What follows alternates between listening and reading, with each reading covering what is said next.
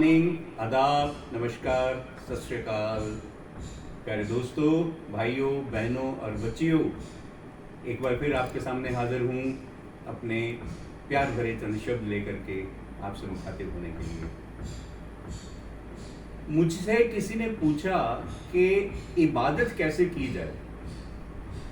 बड़ा अजीब सवाल था।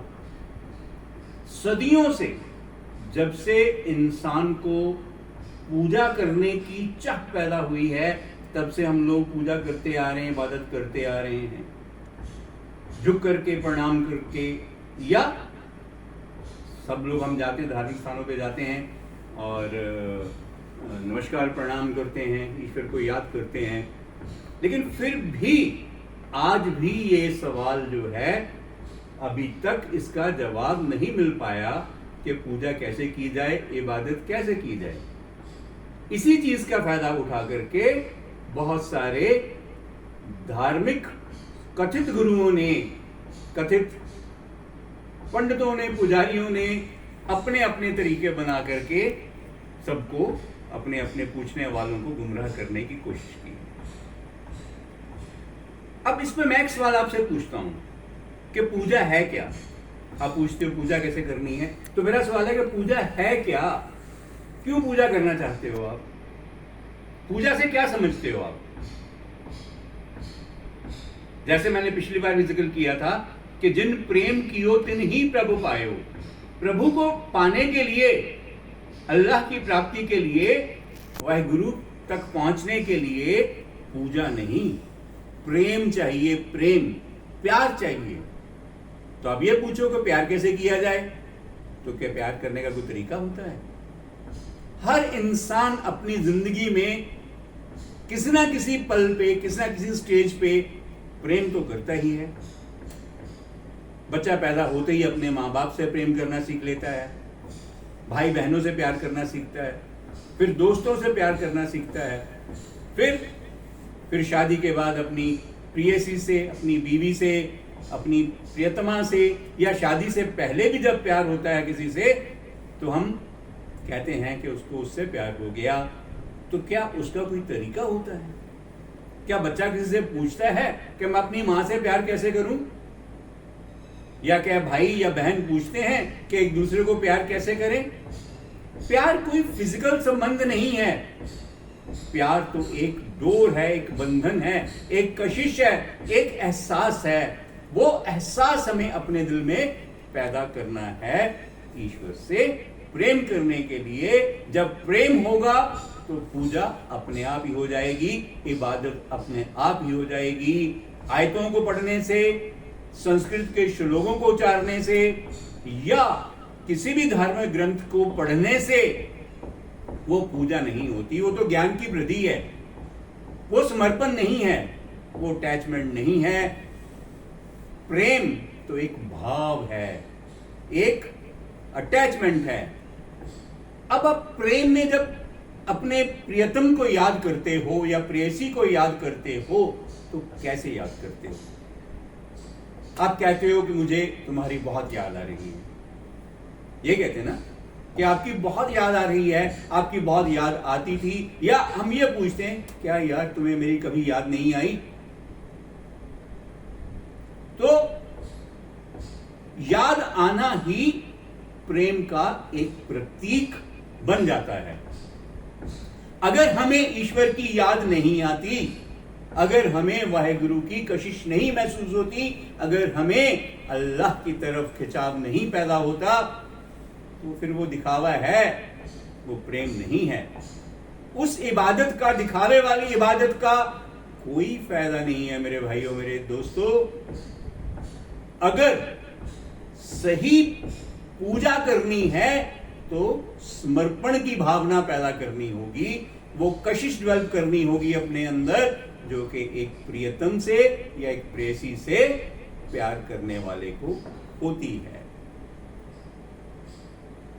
जब कोई हमसे दूर जाता है, काम के लिए जाते हैं या बाहर जाते हैं, किसी वजह से दूर हो जाते हैं, तो हमें उनकी याद आती है, तो हमें क्या महसूस होता है कि वो कितने अच्छे हैं।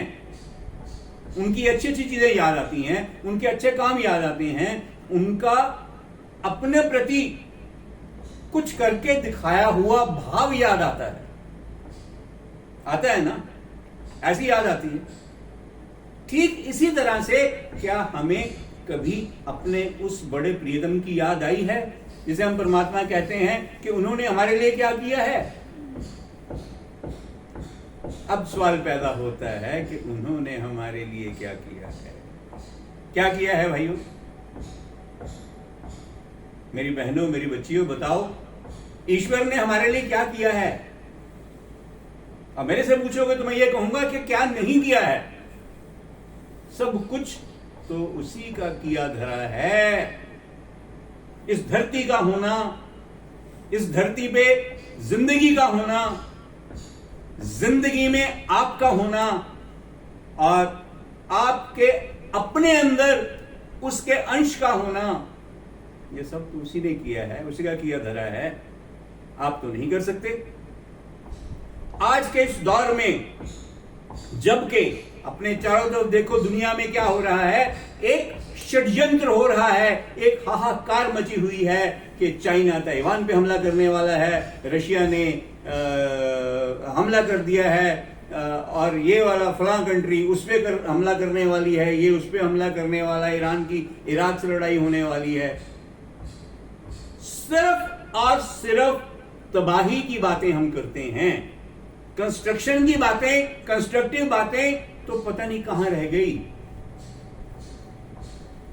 जिस प्यारे ने इस ब्रह्मांड की रचना की, जिस ईश्वर ने, जिस अल्लाह ने, जिस वाहिगुरु ने इस जीवन की रचना की, जिसने हम सबको बना करके इस धरती पे, इस ग्रह पे उतारा, जिसने स्वयं अलग अलग रूप धारे इसलिए कि हमारा होना संभव हो सके, हम उसको भूल करके उसकी बनाई हुई सृष्टि की तबाही की प्लानिंग कर रहे हैं कि कैसे एटम बम गिराए जाएं, कैसे बम गिराए जाएं, कैसे दुनिया को तबाह कर दिया जाए, कैसे मानवता को खत्म कर दिया जाए, कैसे इंसानियत को खत्म कर दिया जाए।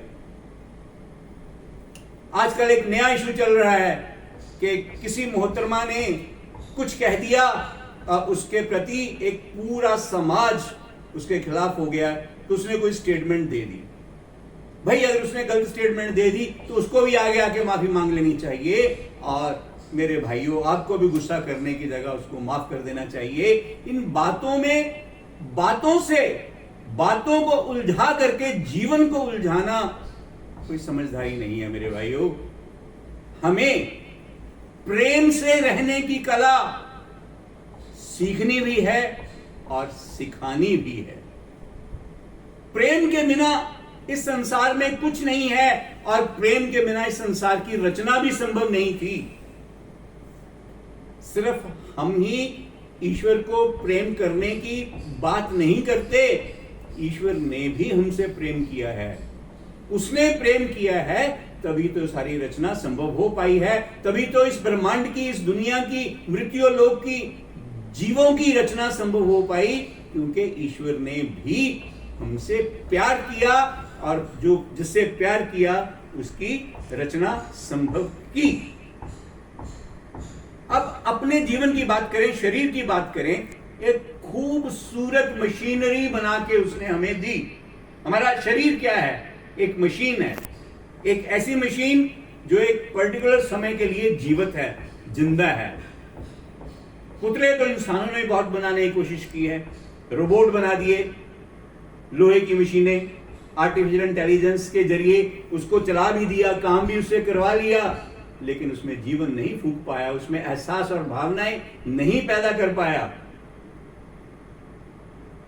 जीवन को हम लोगों ने समझा ही नहीं है। हमारे लिए जीवन पैदा होने से लेकर के मरने तक की जो यात्रा है, उसके पड़ाव में जो घटनाएं घटती हैं वो जीवन है। ये जीवन नहीं है। जीवन एक प्रेम और भावनाओं का संग्रह है जो एक दूसरे के प्रति हम में होनी चाहिए, एक संवेदनशीलता जो हम में होनी चाहिए, वो शायद जीवन की ज्योति है। इस जीवन की अगर परिभाषा है तो वो है जो कि कहीं ना कहीं मिसिंग है।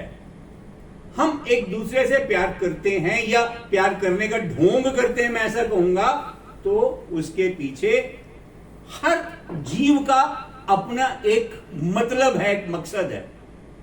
हम कहते हैं मेरा प्रिय मित्र है, क्या वो निस्वार्थ प्रेम है या एक स्वार्थ भरा हुआ प्रेम है? एक मित्र को दूसरे मित्र की जरूरत महसूस होती है, इसलिए वो उसका प्रगटावा करता है। बाप को बेटे की, बेटे को बाप की, भाई को बहन की, भाई को भाई की, पति को पत्नी की, पत्नी को पति की जरूरत होती है। इसलिए हम प्रेम का सिर्फ और सिर्फ आवरण पहनते हैं और सो कॉल्ड ढोंग करते हैं।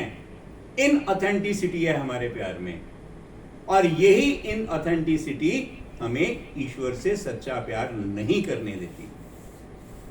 अगर हम ईश्वर से सच्चा प्यार करना चाहते हैं, सच्ची भक्ति करना चाहते हैं, उन्हें प्राप्त करना चाहते हैं, उनको प्राप्त होना चाहते हैं, तो हमें ऑथेंटिक समर्पण, ऑथेंटिक अटैचमेंट, एक बिना मतलब के इन ऑथेंटिक रिलेशनशिप को त्याग कर एक ऑथेंटिक रिलेशनशिप में, एक ऑथेंटिक बंधन में बंधना होगा।